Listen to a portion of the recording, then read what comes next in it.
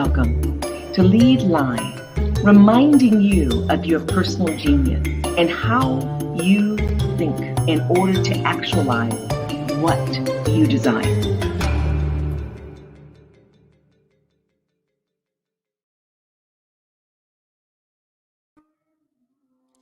Well, hello. It's an honor to be here with you once again.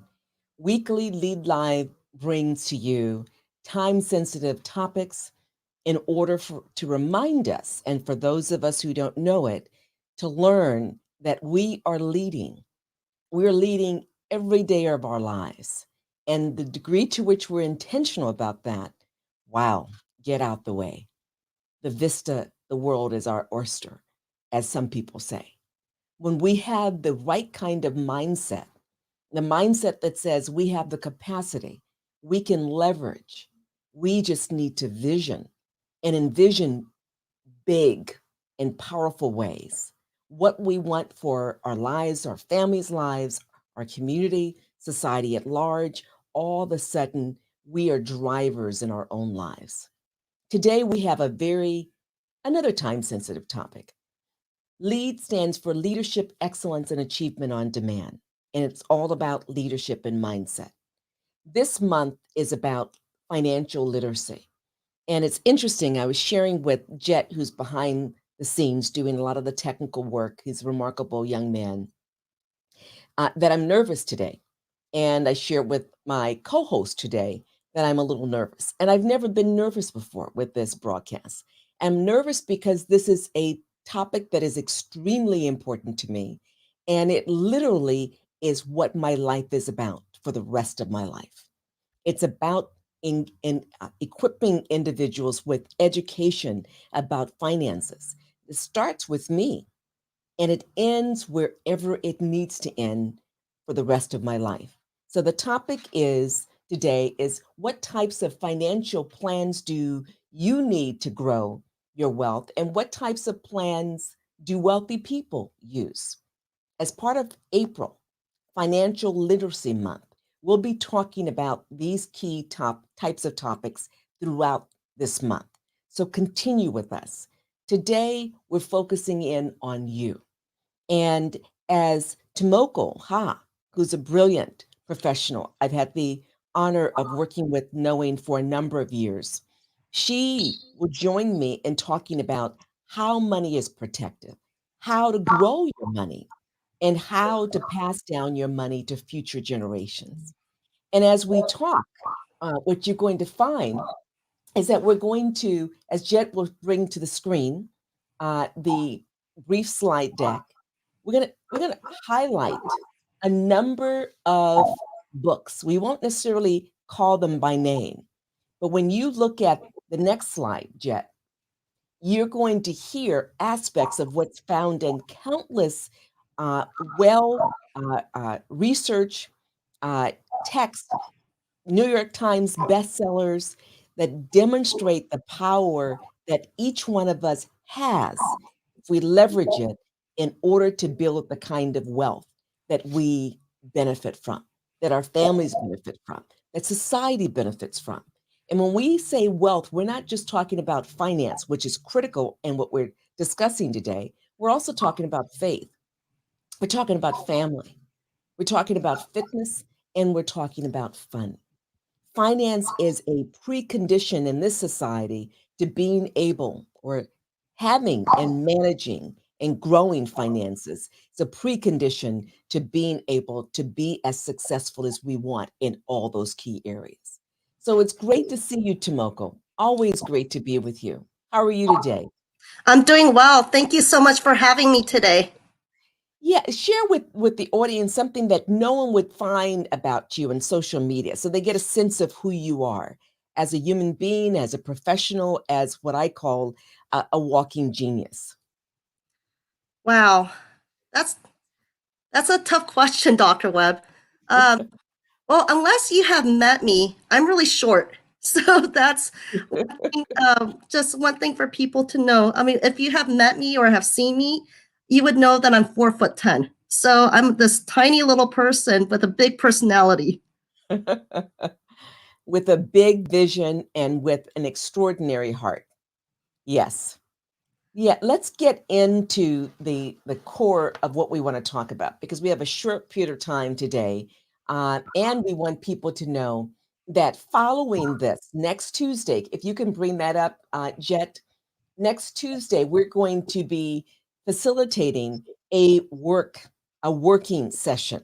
We call it a workshop. You can call it a working seminar, and it is via Zoom. You can go to Eventbrite. And if you look at this next slide, if you take a picture of a screenshot of this, you can see where you can register at Eventbrite now in preparation for us going much deeper next week. And you'll I'm learn really, about, go I'm really ahead. excited about this workshop. Absolutely. So we're going to come back to that at the end of this session. So we just wanted to let you know and give you a little teaser that you're going to get much more in subsequent sessions. But for today, let's go deep. Let's begin by saying why are you doing this, Tomoko? And I'll follow you. Yeah, I'll follow your lead. Okay. You know, Well, what's Dr. your Webb. why? Okay, my why. That's super important. First of all, Dr. Webb, I really appreciate you having me on the show to talk about a topic that is very dear to me. And anyone that I come across, I would love to share this information because it has impacted my life. So I've been an educator for about 20 years, and my mission has always been about helping people grow, helping people reach whatever goal that they've always wanted to envision for their life. And so in education, I know that was a big key. And I've worked in K-12 and higher education. And so, and I noticed that over time, many of my graduates who went to UC Berkeley, who went to a number of different places, and I've noticed like a year later after they graduated, they were working at Starbucks or went had a biology degree when they should be working at a laboratory doing phenomenal things. And I noticed that there's something wrong with what kind of education that we're providing. And as time has gone on, when people did acquire good paying jobs or what the system says, their bills kept getting higher. And so, and I talked to lawyers, I talked to doctors, I've talked to a lot of different people, and it seems like two areas that we need to work on. We need to work on helping people become marketable to prepare for the job market, but also to help people with their finances. That's beyond saving money, beyond budgeting, beyond looking at credit scores. And so that's my big why. And I'm also an Asian woman. I'm Japanese American, and in my culture, growing up, I know it's rude to talk about money, so we don't talk about money. And I know for many cultures, asking for help or revealing what you don't know is also you're opening up to vulnerabilities. So asking for help can be really, really difficult. And I'm also a firstborn daughter, and a lot of us in different cultures, we have a lot of responsibilities for our families. And also, I'm also a wife of a firstborn son who is from the Chinese community. And so that's a lot of responsibility. So, and it's not just me being Asian, it's also a lot of women who I know when you're married sometimes to a firstborn son, they're usually in charge of a lot of the finances that's outside of the immediate family. But the thing is, just because you're married to a wonderful man or whoever your partner is, it doesn't mean that they know everything. And it's really important that we know too, because we as women and mothers, we tend to point out different things and that's why we're partners. We're partners for life. So that's my big why. Well, I know you have a wonderful husband, so it's an He's honor to know wonderful. Tony as well as you, and two beautiful children. So let me in a very succinct way, if I can, share with you my why. Mm-hmm. I don't understand why, as a child, I never heard adults talk about money. I don't understand why, as a little Black, Latina, Native American, and with other ancestry, wasn't exposed to the possibilities of what I could do with my life through leveraging or acquiring and leveraging assets, money included. I don't know why uh, budgets seem to be a secret. And I was in what we consider to be PO environments, not poor, but PO, being a foster kid, not belonging to anyone. And even in the different homes, no one talked about finances, even with their own children. There wasn't an explicit, open conversation.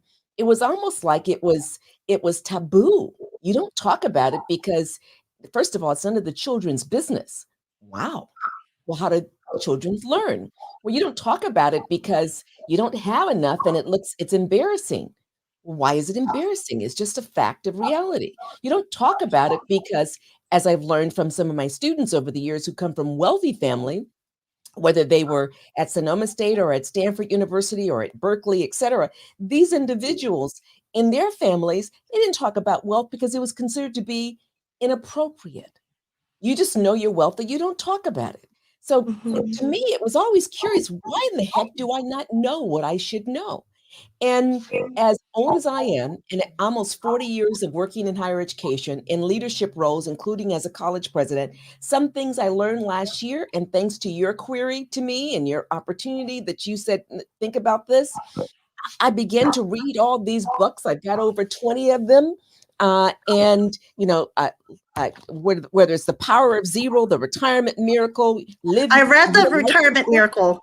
Yeah, I mean, I began to read this and I hear these different words, indexing, leveraging insurance to ensure that you've got I had no idea.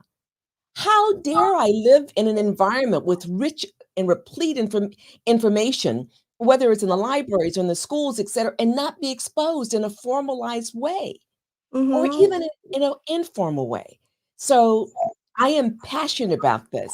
My legacy from this point forward is to ensure that as many families, hundreds of thousands, ideally millions of families, will learn something from our conversations over the course of the next whatever number of years through our guidance that leads them to be in a much better state overall in order to build and sustain wealth. And wealth, as we defined it early and always define it in this conversation. And then I have over 55 nieces and nephews. I have 5 godchildren, another one on the way, thanks to my goddaughter, Lynn. And I want all of them to know what the wealthy take for granted, the wealthy financially, the rich, the real rich folks take for granted, that we're going to talk about. And already my passion is leading me to stay stuck here, but I don't want us to stay stuck here. So I'm all about that faith, that family, that finance, that fitness, that's fun. I'm all about helping folks understand how to build, sustain, and pass on wealth to the next generation. So, Dr. Webb, I want to share something here that led me to become immersed in financial education. Please do. I had the honor of meeting Olive Behashti, and also and I've known Jerry Blankenship for several years, and they were the ones that really exposed me to different financial concepts that we're going to talk about today. But I know many people have been impacted by the pandemic, both financially, mentally, just all sorts of stuff. And for my family, it really opened up my eyes. I don't normally talk about this, but I really thought about with COVID-19, what would it look like had this course has ran through, like how idea of some of us not being able to make it. I mean, this was back in March when this emerged, and I thought about what would it look like. I mean, if something happened to Tony, if I'm a mother with 2 small children, I was pregnant with the second one along the way, what would that look like? So they really opened up my eyes, those 2 amazing individuals, to really take a look at our life insurance policy. And too many of us, we rely too much on our employer benefits, thinking, okay, we sign all these paperwork, we should be okay. But when we looked at a life insurance policy that my husband has, he has about $50,000. That's just enough to bury my husband if something happened. And then I'd be left with a huge chunk of income that's taken away. And I would probably lose my house, and I'd be left with two kids with massive bills to pay. And so that really opened up my eyes. And you'd likely do what most recent widows within 18 months have to probably attempt to file bankruptcy if not Mm-hmm. successfully. Mhm. Right. And then we also lost a lot of money in retirement. Mm. And that really scared me. And I'm the type of person that doesn't really like to gamble with my money. And so that was my big why. And I started finding out about different strategies that now my mind is at peace for the future. Mm. That's what Mm. I would love that for everybody who wants to figure out how they could secure their financial future. Mm. That is powerful. That is powerful. And regrettably, like many, I'm sure, observing, listening to this now, and will listen to this in the future, I lost a lot of folks last year. And in January alone, hmm, 4 additional people I love died. Um, it's real. And so the challenge is how to ensure that those we love are able to continue. That even if we don't have that experience of anyone losing, transitioning, passing, dying, uh, someone gets ill, having protection, even if it's a temporary illness. Mm-hmm. And you're right, Olive and Jerry are a bit over the top. They're brilliant and beautiful human beings. And that's why they could access me because they create that heart-mind connection like you do and like we're all about, which is saying we care about you first. So, what do you need first and foremost? And how do we ensure that you get that? And then, how do you go deeper to say, what is it that you envision for your future, for your family, for your community? And how can we help you get that?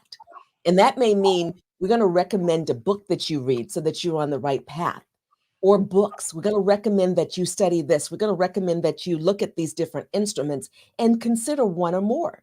And so, coming back to storytelling, which is real, I'm thinking about individuals who were medically disabled for a spell and didn't have coverage. Uh, so, what if any of us were in that state and we did have coverage? The level of peace of mind that you're talking about, you have now, thanks to what Olive and Jerry introduced you and Tony to, Mm-hmm. and the peace of mind that others have now because they're leveraging countless numbers of us to get in a better space. That's what this is about. So let's begin to talk about how money is protected. What do Mm-hmm. the majority think? And let's just go with the flow. So what do the All majority think? The most majority think that we put our money in a bank account, right? right. And it's secure. Well, it's better than having the mattress. Some people still do that. Mm-hmm. A It's lot of better than cultures do. yeah. Oh yeah. Mm-hmm. If I needed money when I was in one of my foster homes when I was a kid, I'd go underneath the side of the rugs and underneath the back of a curtain. I mean, it was bizarre, but yeah, there was money all these different places.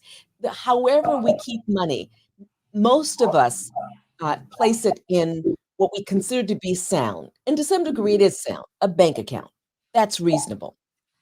And And I so, did, oh, and I did that for several years. I know one of them was because I was afraid of losing my money in the stock market. I've been through the .com, 9/11, also the 2008 recession. That was terrible. And then what we're going through now. And so I've been worried about losing money in the market. So the best thing that I could think of that time was put in a bank because at least you're not going to be losing money. But what people don't realize is you're losing money over time through inflation. $100 yes. 30 years ago is not the same as $100 today. And there's other ways Mm-hmm. to manage money, right? And the Right. wonderful thing, legally, there's 401ks, there's 401bs, there's IRAs, there's a number of different options. And hopefully, those Mm-hmm. of you who are viewing, you're aware of those options, you're leveraging them appropriately. But what I've learned is that there are options that are not only asset protection, but they actually ensure that there is no downside. And when I mentioned that to one of my brothers, like, oh, that's not reasonable. And I said the same thing initially until I read, until I studied, until I listened to learn. And so, talk to us about one of those asset protections. Well, one of the asset protections that I really learned about is about life insurance. Usually, I mean, throughout my years working, I would fill out paperwork because my employers they would provide life insurance policies, which is usually a group life. So if you're in the company, you have it, and then when you leave, you no longer usually have it unless you purchase a plan from them.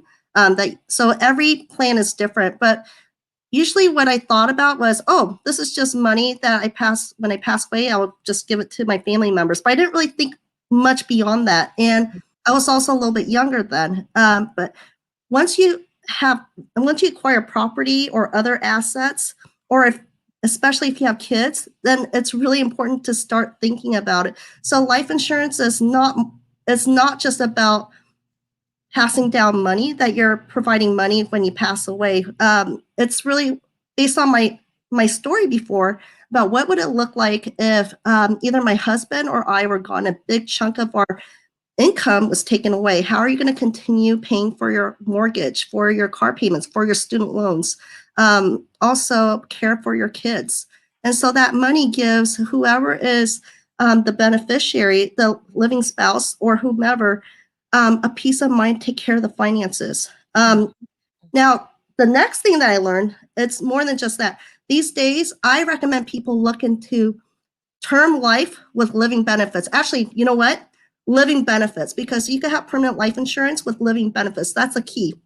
Living benefits, what that is that's money in life insurance that's given to you when you are sick, especially if you have cancer or if you get in a car accident and you're not mobile, you can't do some of the daily activities. That money is given to you while you recover so you could continue paying your bills. And that has been life-changing for many people who have acquired it, who have been impacted. If people have known about living benefits, I would see all these GoFundMe pages disappear because they would know about their families would be protected. And you notice, Dr. Webb, a lot of the GoFundMe sites is really to raise money for medical expenses and also for funeral. Correct. And the powerful thing is with the right kind of living benefit, the right kind of insurance instrument, what is it? It provides for chronic illness, critical illness, beyond the death benefit, terminal illness, money for medical bills, money for deductibles, money for co-payments, money for place income, money for expensive treatment. I mean, who knew this?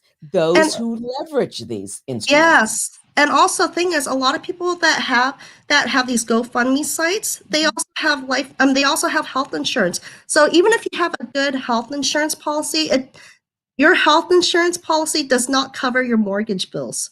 So that's one thing that people need to remember.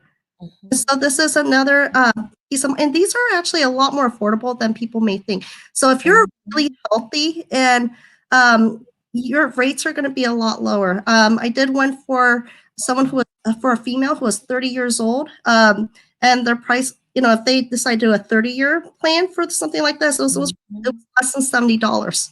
So I want people to read this book, Live Your Life Insurance by Kim Butler. It's one of the many books that will give you, it's a very quick read, will give you great insight beyond just what we're telling you. And go to the experts. Another book that Tomoko and I have read is The Power of Zero by David McKnight. Details about tax bucket, tax deferred, and tax free, focusing in on life insurance retirement plan. So what Tomoko is conveying is on point. I'm going to move us a little bit quicker because we can stay here for a long time, because this is literally a multi-hour conversation about insurance and insurance options alone.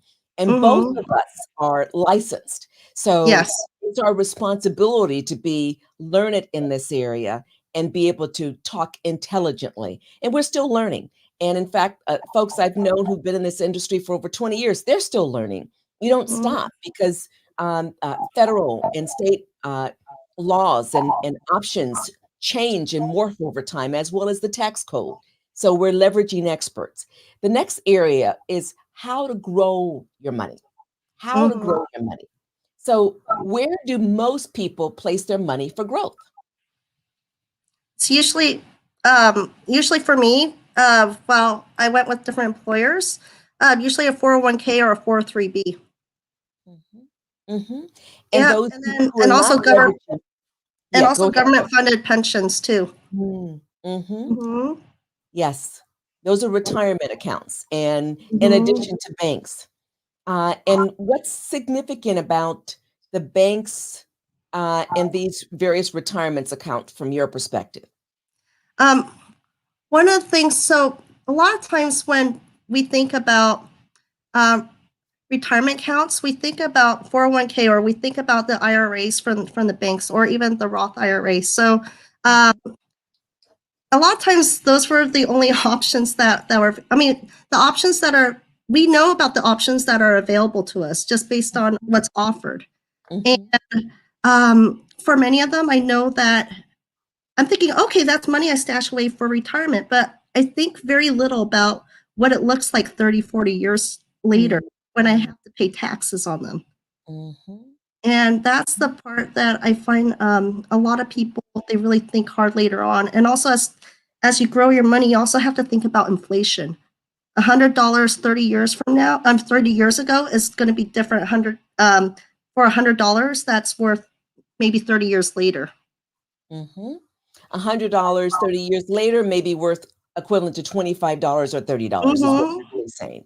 And unless we're familiar with that, I mean, we experience it, but we're not necessarily consciously aware of how money literally operates.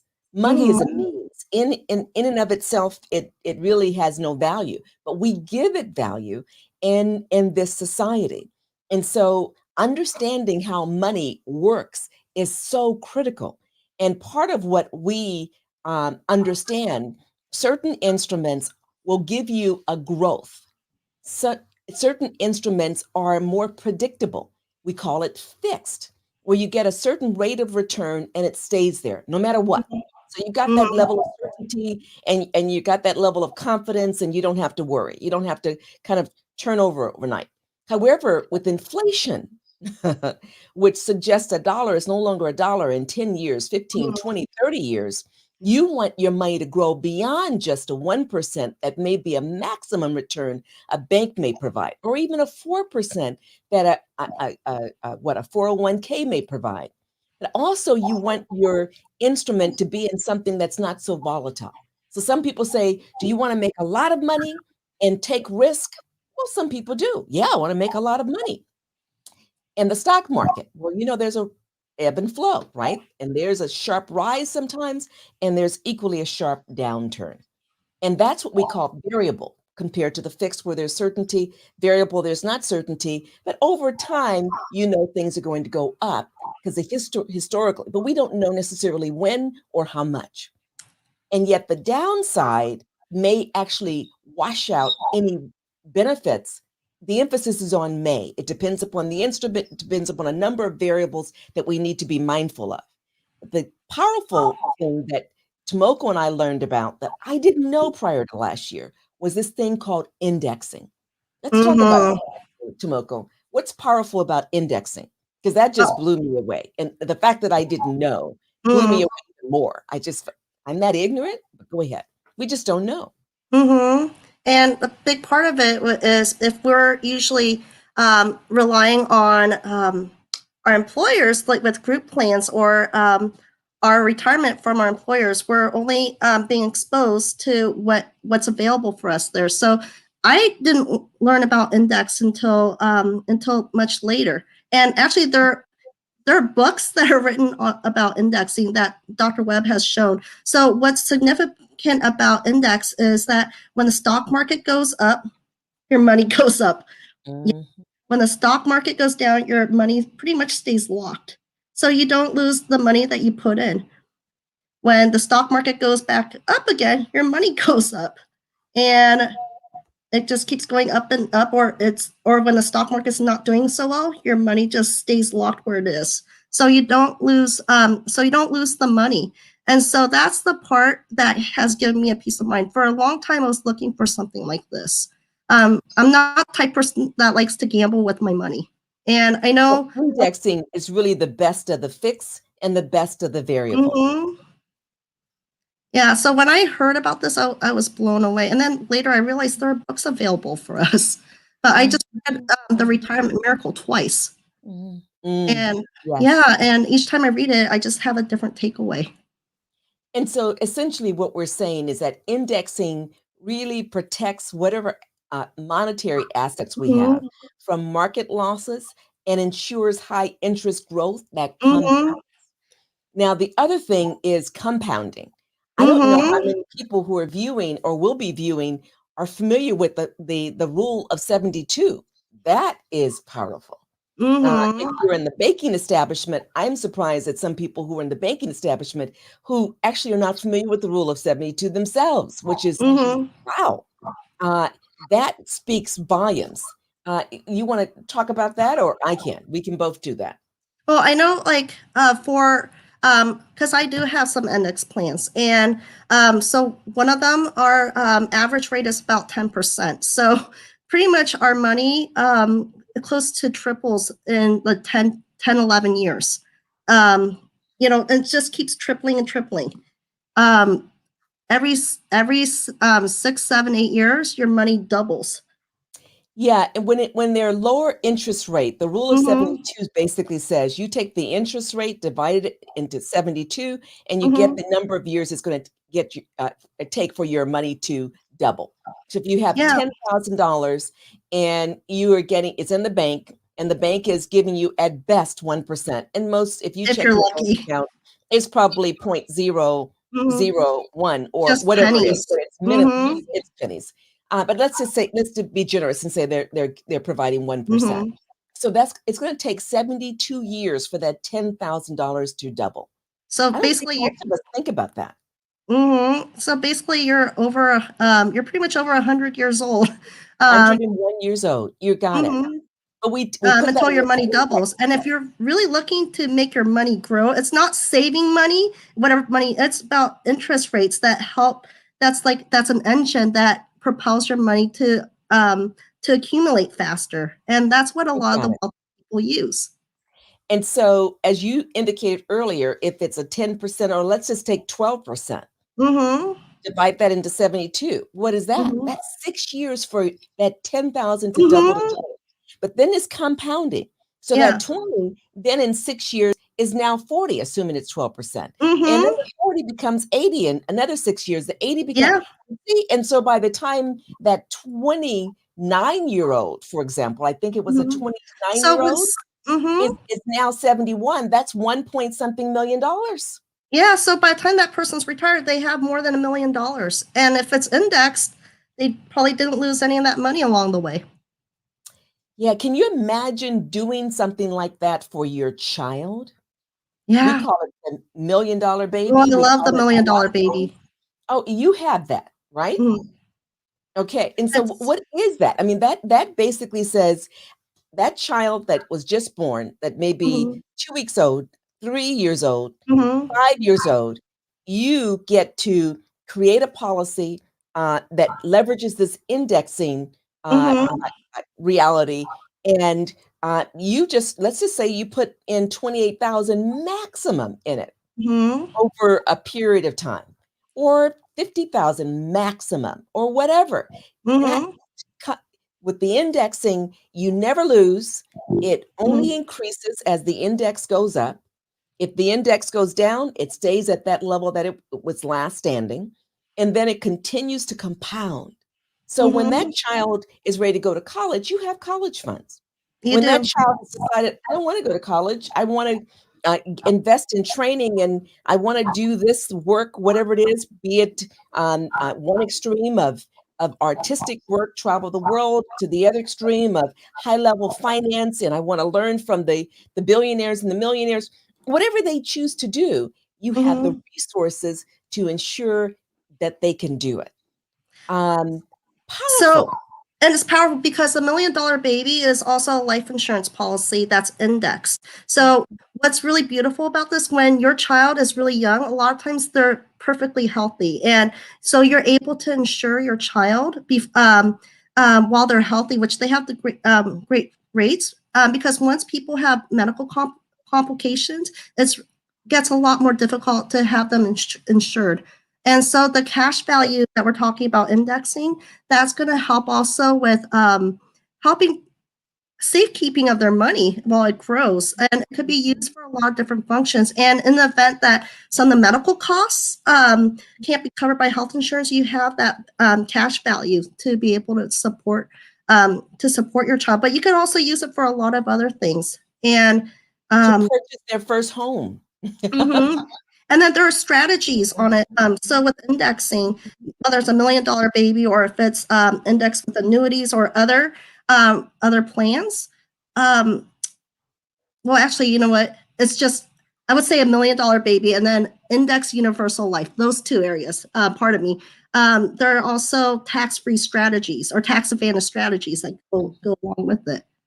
Yeah, there's so much more. We're not trying to get into all the weeds, but we just need you to understand that there's tax-free income opportunities. There is self-fulfilling, producing immediate and continuous tax-free cash for the family. There's ability to steadily and consistently reap the benefits of whatever the return is, whether it's 7%, it's 8%, it's 10%, it's 12%, it's more than that. There's so much more. And we'll cover Yeah. that in next Tuesday's workshop, where we're going to go in more details and the more functionalities. Like today, we just want you to start understanding some of these different concepts. You got it. Yeah. And so let's go to this next in the last key area, but not the exhaustive in this area. How to pass down one's own money or the family's money to the future generations, and why are formalized documents like wills and trust important? I think what people need to ask themselves is when one day when they're gone, how would you like to leave your family and those that you love? Would you like to leave them with a lot of debt and financial burdens, or would you like to leave them in a better financial space, or for them to be taken care of? And that's also part of your legacy. Your legacy is, what do you want to be remembered for? And that's really the reason, a big reason for people to start thinking about wills and trusts, and also instructions on how those things function. I know for those who have kids or have properties or other investments, it's really good to think about those things because life can sometimes be unpredictable, and you want to make sure that you leave people with a lot of care, and you're also going to be remembered for it for future generations, because stories get passed down. I have a powerful story that I don't think about often for a number of reasons, I'm sure. One of my first foster mothers had land in Louisiana, and I'll never forget, we stayed with her for a number of years, and around August, around the time that her one son was killed by a group of white men who drove over him. So she would grieve every August around his death. And then she'd get a call. Same wealthy person from Louisiana trying to buy her land. She refused to sell it. And she just let the land just, it had oil on it. It had other kinds of reserve assets on it. So she never sold it.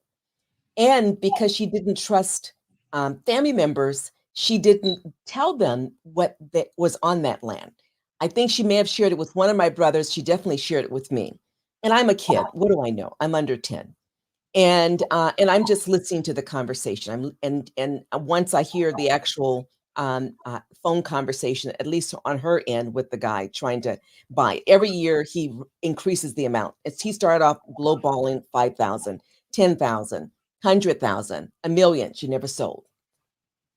Well, she dies, and no one expects her to die, right? And she didn't have a formalized will. She didn't have a trust. Mm. That land that the family didn't know what was on it. And of course, we didn't belong to anybody, so we were not even asking any questions. They fought over it, and guess what they sold it for? How much? $10,000. Wow. That's what happens when you, of course, don't have trust among those you're supposed to have trust, and you don't value what you have in terms of relatives, relations. That's why when we say wealth, we talk about family is so critical. We talk about faith Mm-hmm. is so critical. It's not just money. That family was wealthy beyond means. They didn't even know it. Mm-hmm. And they sold a piece of land that was in the millions, who knows, Wow. for $10,000 out of greed. And so when we talk about these different instruments and we talk about the importance of being clear and planning, even though it's painful and it's uncomfortable, get through that pain, make Mm-hmm. it uncomfortable. You deserve to do that. Your family deserves that. Or whatever community that you want to invest in deserves that. Mm-hmm. And I know for some cultures, many cultures, talking about life after death is not popular. In fact, you might actually get yelled at by your family Oh, members to without even a just, doubt. yeah, Mhm. and I know that's really difficult, but it's also, this could be a major change in how your family's money moves forward. And a lot of times, this could be a way to break generational poverty as well. Or and actually, even in one generation, a family could be in financial ruins. Yes, there's something that we talk about and we hear a lot, whether it is through the spirit of Olive and Jerry that you referenced beautifully before, or whether it's through Eric Olson, another one of our key Hmm. mentors, or whether it's Yes. just our own lived experiences. We say we are changing our last names. We were not born wealthy, and yet we're passing on wealth. May have been reared in an environment like I was reared, where people were considered to be po, and several of the environments I was in, or in an environment like Olive, where people were considered to be extremely well off, well connected. Really doesn't matter where we Hmm. started. Really, what matters is how we leverage where we started and where we're going and Hmm. how we plan accordingly. And if there's no other takeaway from this conversation with you today, those of you who are joining us now and will see this in the future, we want you to recognize your capacity to lead with distinction and transform the nature of your life now, not tomorrow, now.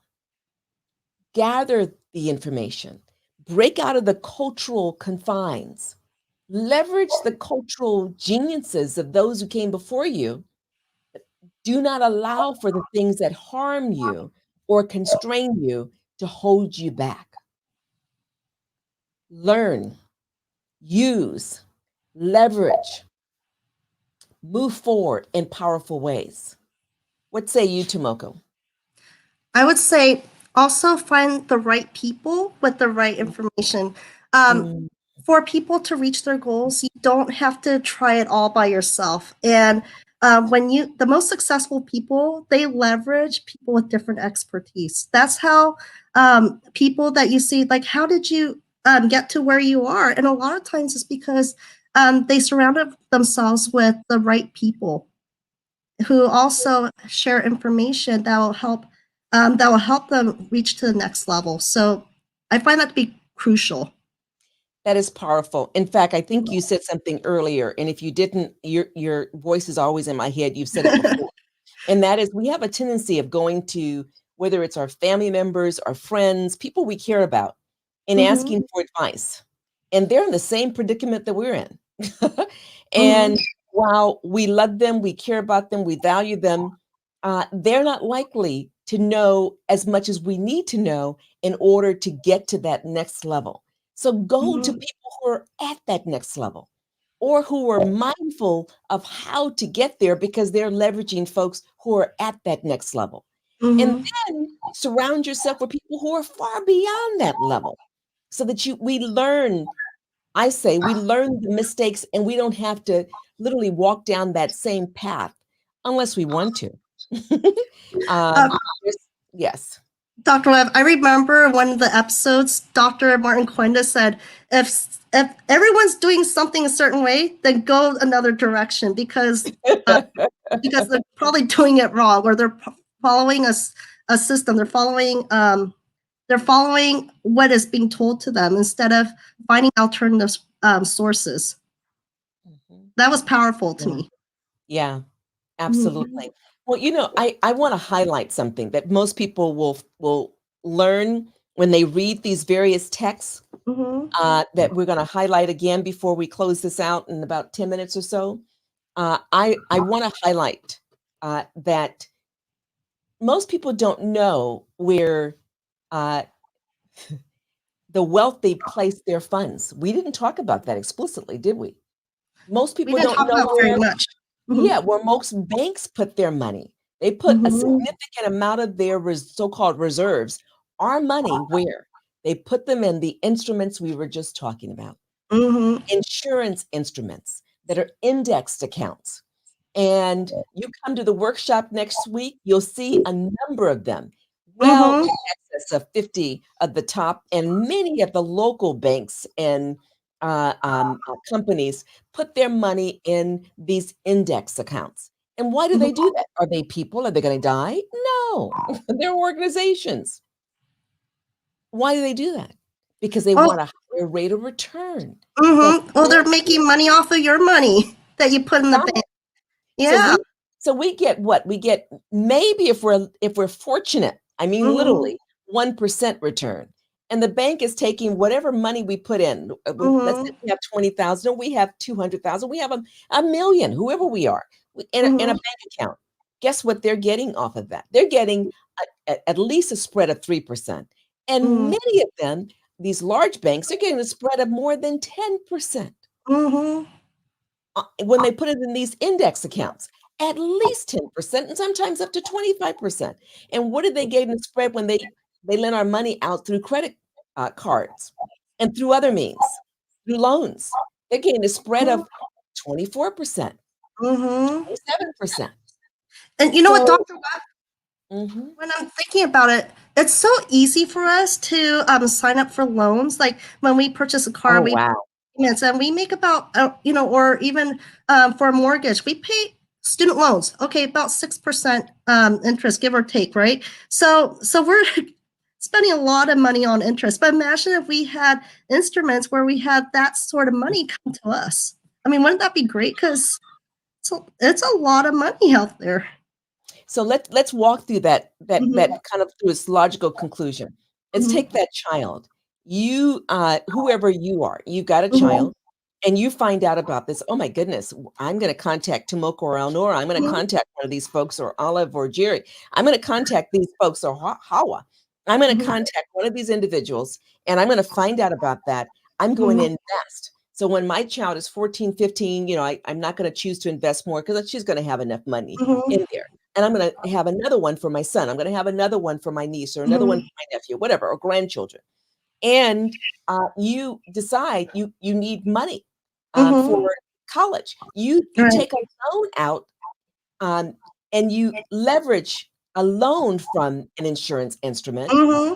Guess what? When you pay it back, whenever you choose to pay it back, it Mhm. goes back into your account. But more importantly, as you have that account, as long as you're constantly paying the premiums, Mhm. and it pays for And that's itself. flexible.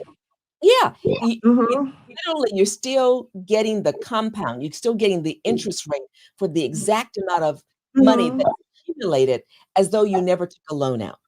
But again, it's a loan against your own bank, your own bank. Mhm. And then when that child grows up to be older, it ends up eventually when you're ready, when you're a mom or a dad and you're ready to let go of that money, it's going to be theirs. And that could be money, that could be, um, you know, helpful for them for the rest. That's money for them for the rest of life that they'll be okay. Oh, Yep. we have a bunch of comments here. I love it. This is powerful. I mean, we don't know what we don't know. And it's easy for people to say, oh my God, I don't know that. So how do I ask the question? Ask it. Right. It's And so also, cool. Listen, yeah. I was in 2 PhD programs at UC Berkeley, going from a child who was considered to be mentally retarded in grade school to 2 PhD programs. I didn't stay in that mentally retarded state. That was other people's perception of me. I ended up in one of the top institutions on the planet. And so I didn't shy away because people had diagnosed me one way. I just broke through. I wasn't supposed to live to the age of 20. Here I am, 62. Okay, come on, folks. Just because you don't, I didn't know about indexing until last year. As so-called bright as I actually am. I didn't know what I didn't know. The power is not in not knowing and in the fear of not knowing. The power is taking that not knowing and learning and leveraging the folks who know and finding folks that allow you to go deeper and get the concrete facts. And then when you are asking folks for a different set of options based upon your needs, not their needs assigned to a company, but your needs, then you look for the dotted line. You look at guarantees in writing. You don't sign something because it feels right. You sign it because it's exactly what you need. And you have read all the print. There's no fine print that is disguised. So yeah, more Tomoko. This is so important. I know we could just keep going on and on about this topic. For those that go to next Tuesday's workshop, people are going to learn about how much that they need to be covered. So because what I'm going to be covered on is going to be different from Dr. Webb's because we have different lifestyles. I have 2 little kids, and so we're in different stages. So so there's no one size that fits all. It's everyone's financial situation is different. And so that's what we're going to talk more about too. And also how much that people will need to retire comfortably because people are at different stages. Yes.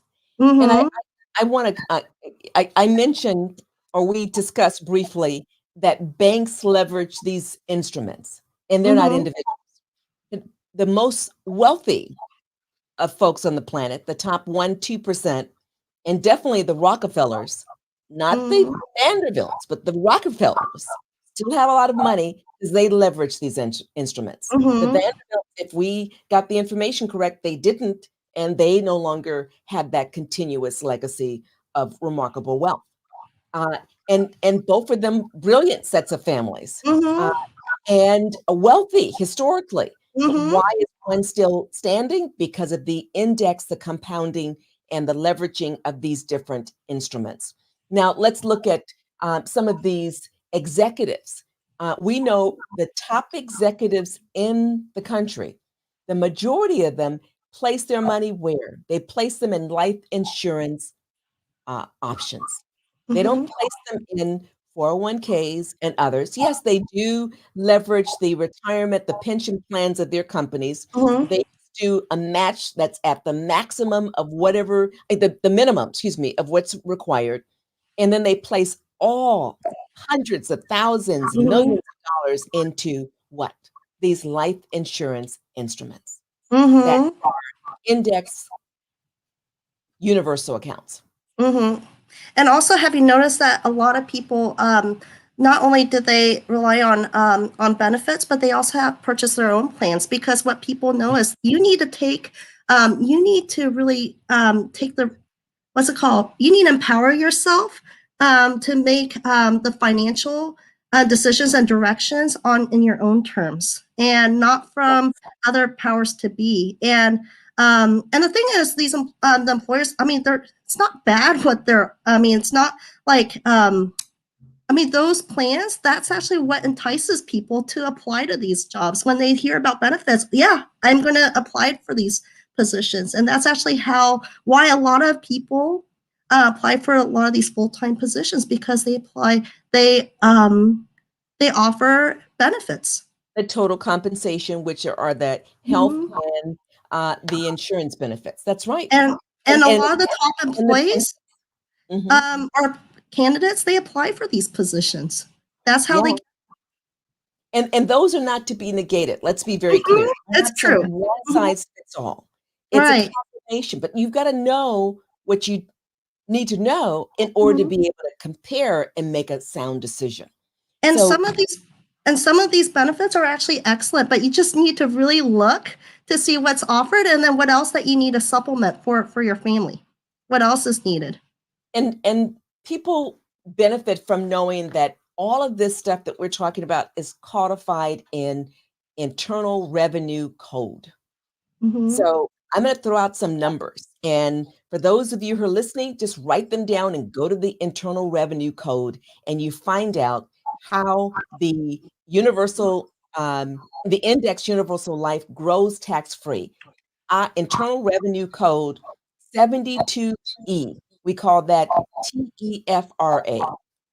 How you can make money out of those IULs, the Index Universal Life Accounts, tax free. That's Internal Revenue Code 7702A. We call that DEFRA. And the IUL is given to beneficiaries tax free, not doesn't go through probate, tax free when you pass away. That's Internal Revenue Code 101A. We call that TAMRA. So, I mean, there's more, but the point you need Mhm. to know, long-term care, that's Internal Revenue Code 77028. This is all codified. Tax deductible, that's Internal Revenue Code 162. People like us in this business we are in the financial business. And this is the most regulated business in the country, literally. We need to know these things. You don't need to know all these discrete details, but we want you to know because the more you know, the more you're in a position to really lead with distinction in your own life. You have a financial planner, we say wonderful. You have a Mhm. financial expert, we say wonderful. We say go to those individuals, ask them these questions. If they've not told you about Index Universal Life, find out why and ask them to tell you what they know. If they've not told you about these tax codes, find out why and ask them for more details. But here's the good news. You don't have to rely on just one person. Whoever that remarkable person is, you get to leverage. Jet, can you put up the list of books again?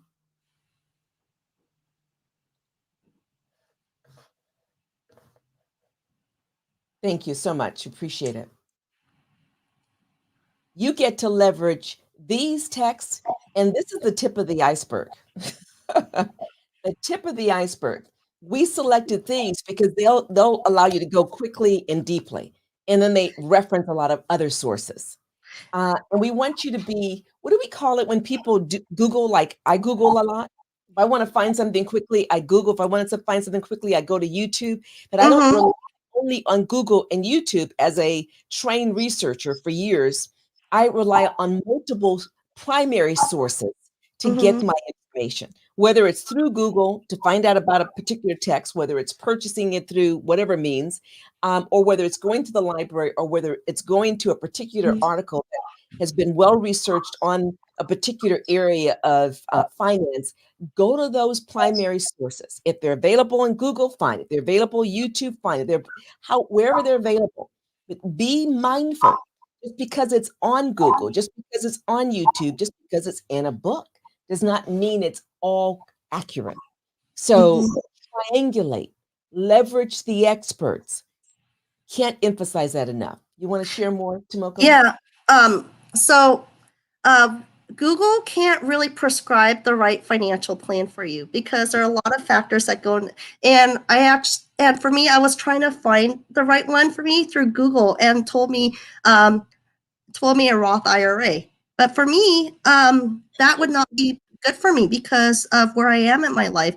A lot of the Roth IRAs that I know of that I have been exposed to, there's a cap of $6,000 a year. That's about $500 a month. And for me, that would be terrible because that would not allow me to catch up to my retirement goals. And so for me, I need something a lot more than that. So this is why just because it's on Google doesn't always mean it's the right financial plan for me. And thing is, yeah, I could Google recipes for food because that's not going to impact my life too much. Where do I go for vacation? So those, I mean, yeah, you could Google for those things, but when it comes to something that's very customized for me, this is when you need to go to someone. Yes.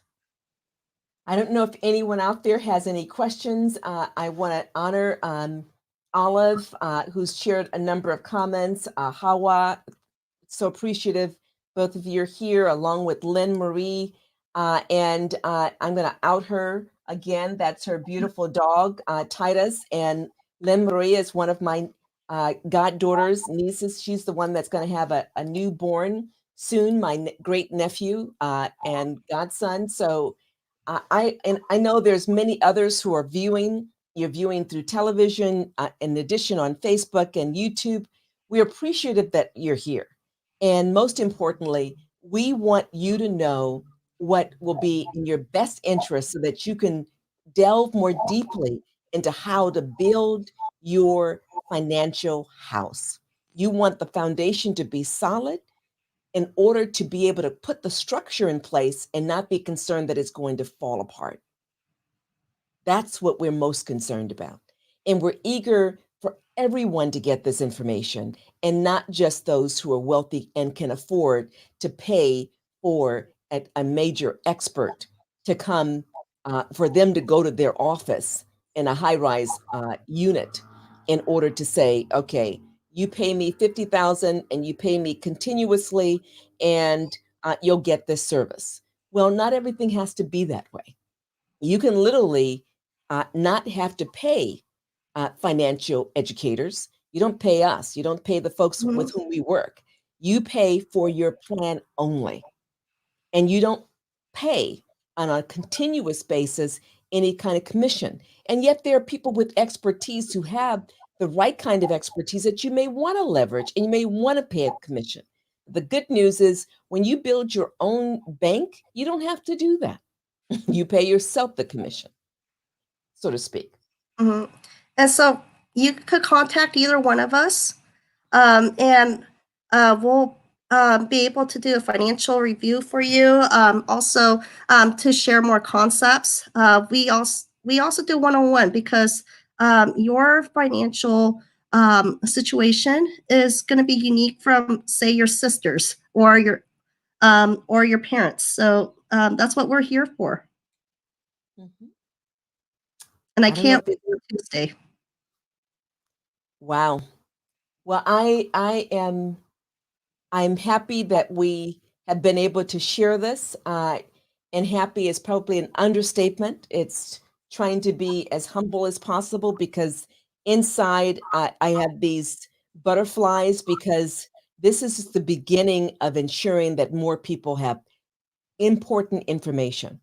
And as you share information with us in the future in the form of questions or you attend this workshop, we want to make this accessible. If I criticize myself a lot by using words that may not be common. So give me that feedback because we want everything to be accessible. Tomoko tends to be much more transparent than I, which is why I love her in part because she can break things down in tangible bites. So leverage us to get you to where you want to be, not where we think you can be, but where you want to be, which may exceed even your highest expectations. Think about that. And thank you all for joining us. And thank you, Olive, for your comment. We appreciate your leadership and all the folks with whom we have the opportunity to work and grow in order to add value to many more lives, especially families, children. And we didn't talk about, but another segment we will talk about businesses and the power of executive plans to ensure businesses, whether they're small or large corporations, run effectively with a different kind of set of insurance packages. So without further ado, we appreciate you, we honor you, and if we can go to that last slide again. Uh, thank you so much, Jet. Take a screenshot of that, join us, and if you And can I go know back to the previous. there's a registration link on the chat too, so everyone could. Oh, wonderful, wonderful. And can you go back to the previous slide, Jet? I don't know if you can see it, folks, but Tomoko's email and my email, as well as our respective phone numbers, are there. Feel free to reach out to us if you'd like. We would be honored to answer any questions and welcome you to the workshop, but do much more if you'd like some free, additional free financial education. It's an honor and it's wonderful to be with you, Tomoko, always. Thank you so much for having me. This was fun. I really enjoyed talking about this very important topic. Thank you. And thank you all. Hope to see you next week. In the meantime, be your best because you can.